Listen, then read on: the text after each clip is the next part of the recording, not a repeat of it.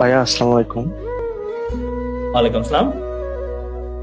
ভাইয়া একটা রিকোয়েস্ট, সবাই তো সফলতার গল্প শোনাচ্ছে, আমি চাই একটু আমার ব্যর্থতার গল্পটা শুনে দেয়। যদি আপনি অনুমতি দিতেন আমি বলতে পারতাম। আচ্ছা, ঠিক আছে, বল। হ্যাঁ, আমি নটরডেমের স্টুডেন্ট। তো গ্রুপ নাম্বার আমি আপনাদের কাছ থেকে সবার থেকে গ্রুপ রাখবো। আমি নটরডেম থেকে এইচএসসি দেওয়ার পর মেডিকেল পরীক্ষা দিয়েছি। আমার মেডিকেলের মার্ক ছিল 70.25।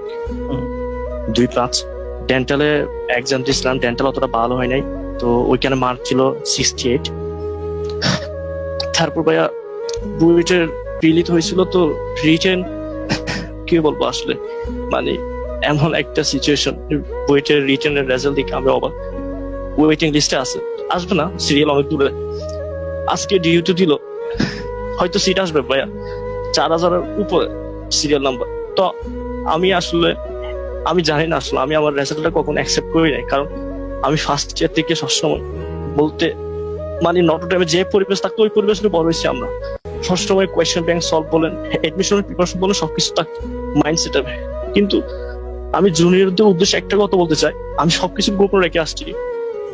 একটা কথা বলবো ভাইয়া, কখনো রিলেশন করিও না। আমার লাইফের আজকে এই স্টেজ আসছে একমাত্র রিলেশনের জন্য। আমি রিলেশন করে বুঝছিলাম, পড়াশোনার প্রতি মনোযোগ ছিল, কিন্তু নিজে বুঝতে পারি না যে আসলে পড়াশোনা থেকে দূরে চলে গেছিলাম। করোনাকালীন সময়ে একটু পড়াশোনা করা হয় নাই।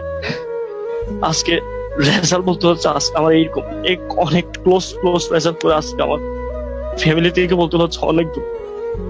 জুনিয়র যারা আছে ভাইয়া, একটু রিকোয়েস্ট থাকলো, পড়াশোনা করো। এই কয়েকটা মাস পড়াশোনা করলে ভাইয়া মেয়ে আসবে, মেয়ে হাজার যাবে, হাজার আসবে, কিন্তু এই সময়টা কখনো তোমরা পাবা না। লাইফে চেষ্টা করবা, সর্বোচ্চ চেষ্টা করবা এই সময়টা কাজে লাগানোর জন্য।